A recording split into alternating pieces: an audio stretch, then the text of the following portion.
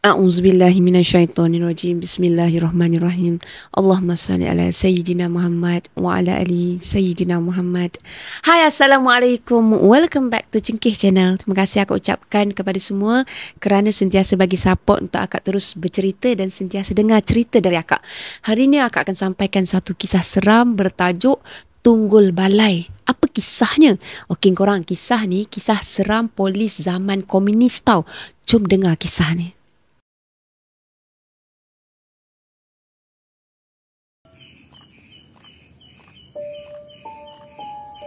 Kisah ni kisah benar tau korang.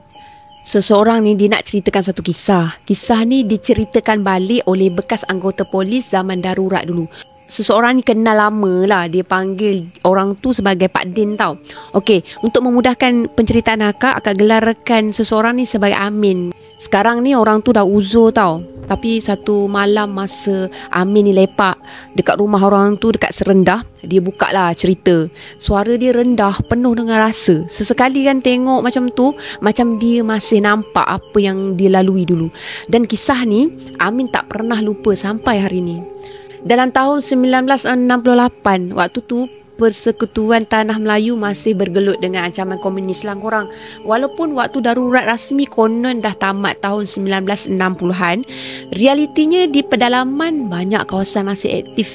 Balai polis kecil jadi sasaran, pondok rondaan jadi kubur hidup. Dan Pak Din waktu tu dia baru berusia 24 tahun. Dia masih bujang lagi time tu dan baru bertugas dekat satu balai terpencil lah kat situ, dekat kaki Banjaran Titiwangsa, sepadan Perak dan juga Kelantan. Orang kawasan tu mesti tahu kan nama tempat tu. Balai tu nama dia Balai Polis Tunggul. Tapi kan orang kampung jarang sebut nama tu tau. Diorang panggil Balai Mati. Balai tu terletak betul-betul tepi jalan tanah merah yang jarang dilalui. Sekeliling dia masa tu hujan lebat sangat. Kiri, kanan macam tu. Dalam radius 10 batu cuma ada 2-3 kampung je. Setiap malam suasana sunyi tau. Balai tu dibina asalnya sebagai checkpoint sebab kawasan tu laluan komunis lintas sempadan. Tapi yang peliknya, sejak dibina tahun 1961, dah 6 kali tukar anggota. Ada yang berhenti, ada yang minta tukar dan ada yang hilang korang. Pak Din masa tu tak tahu sangat lah cerita-cerita tu, baru lagi kan, budak baru nak up. Jadi masa tu semangat dia berkobar. Malam pertama dia bertugas, dia terus rasa lain tau. Kata dia, malam tu kami duduk kat balai 3 orang je. Saya, Sarjan Rahman dengan Constable Siva. Tengah-tengah borak pasal tugas, tiba-tiba bau hancing masuk ikut tingkap belakang. Macam bau kencing tikus lah, tapi kuat sangat. Siva pandang saya. Dia cakap, datang dah. Pak Din bela tau. Dia ingat tikus ke apa. Tapi Siva dengan Sarjan terus senyap, tak sambung cerita. Lepas tu diorang tu duduk menghadap dinding. Dia bacalah ayat-ayat Quran kan, perlahan kan. Pak Din pun ikut je. Tapi malam tu dia tak lena tau korang. Asyik dengar bunyi tapak kaki tarik atas atap zinc. Perlahan, lepas tu diserik. Macam ada orang tua berjalan tau, macam tu. Besok pagi, Siva ceritalah rupanya balai tu dibina atas tanah bekas perkampungan orang asli. Dulu ada satu kes, komunis tu masuk kampung, paksa orang asli bagi makanan tau. Tapi bila ketua kampung tu tak nak tunduk, dia dengan keluarga dia dibunuh dan dikerat. Yang lelaki dibunuh, lepas tu dibuang pula dalam perigi lama. Perigi tu kata Siva masih ada lagi, tertimbus separuh lah belakang balai tu juga. Sejak tu siapa-siapa yang duduk lama kat balai tu, dia akan mula nampak bayang tau. Lepas tu bau hancing tu tanda mulanya dia berkenalan lah dengan benda tu. Esok-esoknya kau akan nampak lembaga tak berkepala berdiri dalam pondok kawalan, ataupun dengar suara orang merangkak bawah katil waktu kau lena. Dan tu belum cerita gangguan dari orang hutan tau. Bukan beruk orang hutan tu, bukan lotong tau, tapi makhluk yang pakai baju lusuh. Baju tu merah darah, mata dia hitam kelam, tangan dia panjang. Dia datang duduk tepi unggun api masa rondaan malam. Gitu. Malam ketiga Pak Din tu bertugas kat Balai Tunggul, dia dah mula perasan benda pelik tau. Waktu dia buat rondaan luar balai, tiba-tiba radio komunikasi dalam poket dia berbunyi.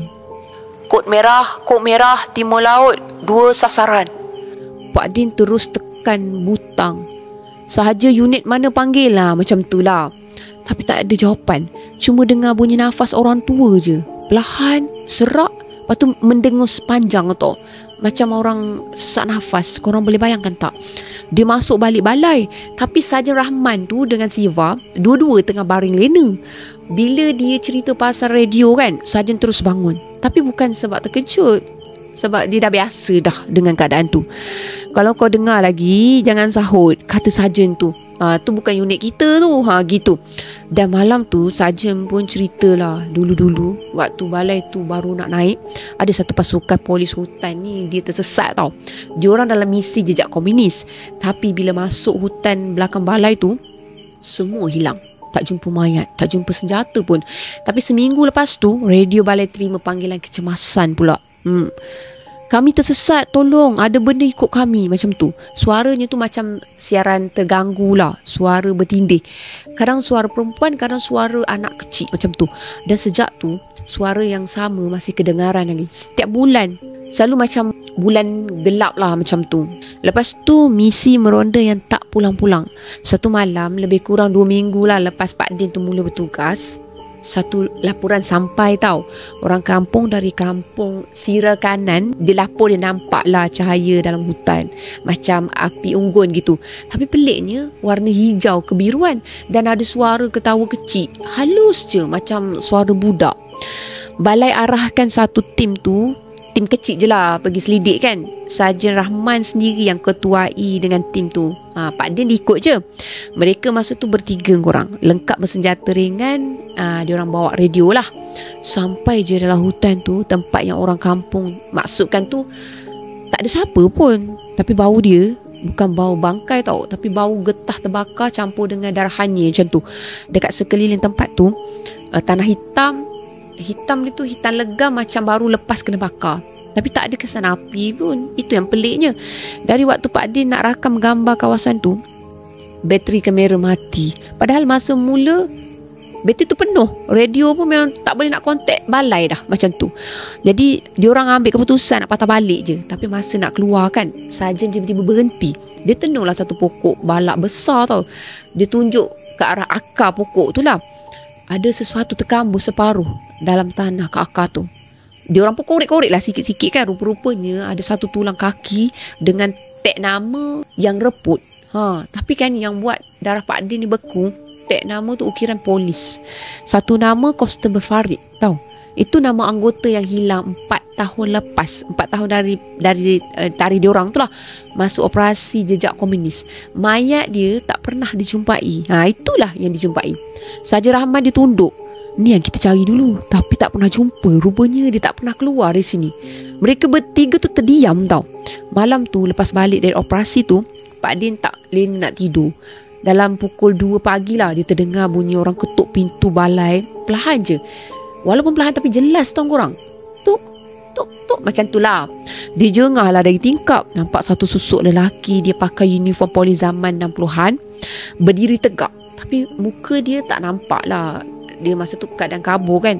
Cuma yang jelasnya, leher dia berbalut dengan kain putih. Lepas tu berlumuran darah. Dia cuma angkat tangan je. Lepas tu dia tunjuk ke arah hutan.